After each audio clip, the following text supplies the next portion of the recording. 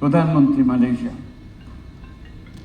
তিনি খুব উৎসাহিত হয়ে আসলেন। আমি এখানকার চিফ অ্যাডভাইজার হয়েছি, বন্ধু মানুষ, সে একটু সমর্থন জানাতে চায় বলে আমি আসবো। আমাকে অবশ্যই আসছেন।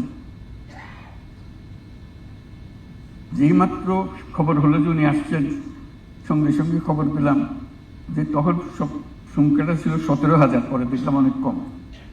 প্রথমবার বলা 17,000 শ্রমিক শেষ মুহূর্তে যেতে পারে নাই। তারা টাকা পয়সা সব দিয়েছে, শেষ মুহূর্তে যেতে পারেনি, কারণ মেয়াদ শেষ হয়ে গেছে তার। এটা বহু লেখালেখি হচ্ছিল কি কত।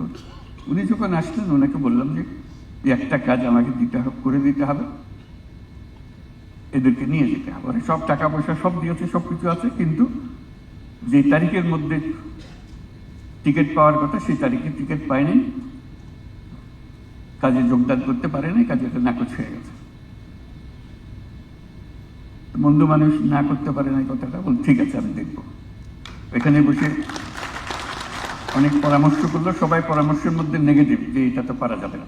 উনি বললেন আমি গিয়ে দেখব। উনি সত্যি সত্যি আন্তরিকভাবে দেখলেন আসলে কঠিন কাজ, কারণ ওনার একার হাতে এগুলো সমস্ত ক্ষমতা নাই এটা করার। উনি তবু পেছনে লেগে রইলেন। পরবর্তীতে আমি এবং আমার সহযোগী উপদেষ্টা আরো যারা আছেন তারাও গেছেন স্টেট ভিজিটে মালয়েশিয়া, তারই আমন্ত্রণ। সেই ভিজিটের আগাগোড়া বিষয় ছিল ওই 17,000 বা যত সংখ্যক তারা ফেরত আসতে পারছে কেন। পুরা মালয়েশিয়ান সরকার আমাদের পেছনে চেষ্টা করলো যে ওদেরকে পাঠানো হোক। সংখ্যা ঠিক হলো,